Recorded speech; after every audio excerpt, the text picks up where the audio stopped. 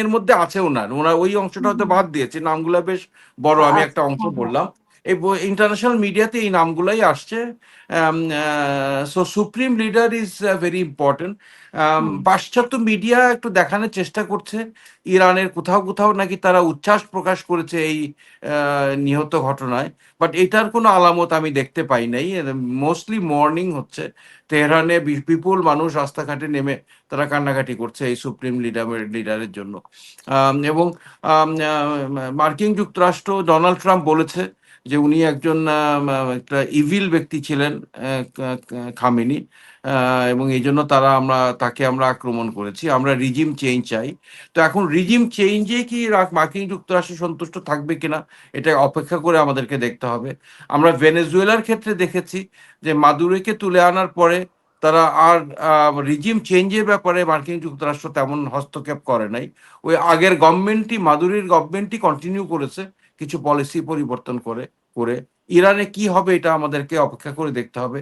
But এখন পর্যন্ত উভয় পক্ষই অনেক বড় বড় থ্রেট দিচ্ছে, আমরা আরো আক্রমণ করব। আমরা দেখেছি Iran United Arab Emirates, Saudi Arabia, Qatar, সাদেশে বাহরাইন, আক্রমণ করে। জি, আক্রমণ করেছে এবং তাদের এই সক্ষমতা আছে। Iran has a very advance technology, তাদের ডিফেন্স ইন্ডাস্ট্রি আছে এবং মানসিকভাবে তারা অত্যন্ত হুম, কারেজিয়াস এবং প্রাইড একটা নেশন।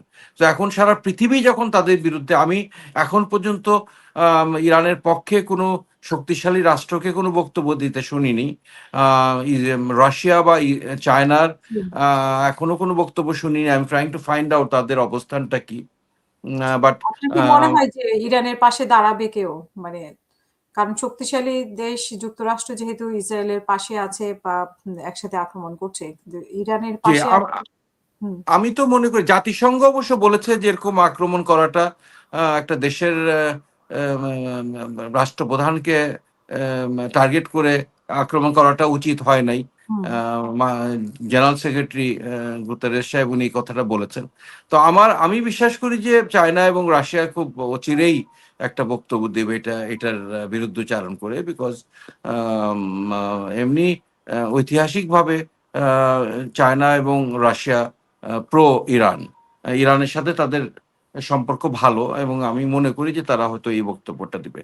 বাট সার্বিকভাবে পরিস্থিতি খুবই ভয়াবহ। ওখানে অনেক দূরে যদিও যুদ্ধটা হচ্ছে, বাট এর ইম্প্যাক্টটা বিশ্বব্যাপী পড়বে। প্রতি বছর, প্রতি মাসে 3,000 জাহাজ ওই এলাকাতে চলাচল করে।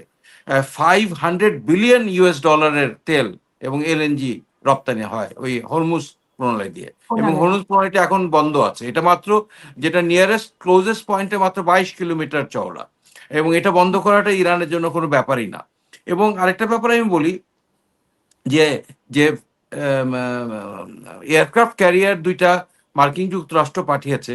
এই এয়ারক্রাফট ক্যারিয়ার হলো একটা বড় জাহাজ, বাট এটার প্রোটেকশনের জন্য আরো 12-13টা জাহাজ ফ্রিগেট এটার আশেপাশে অপারেশন করে।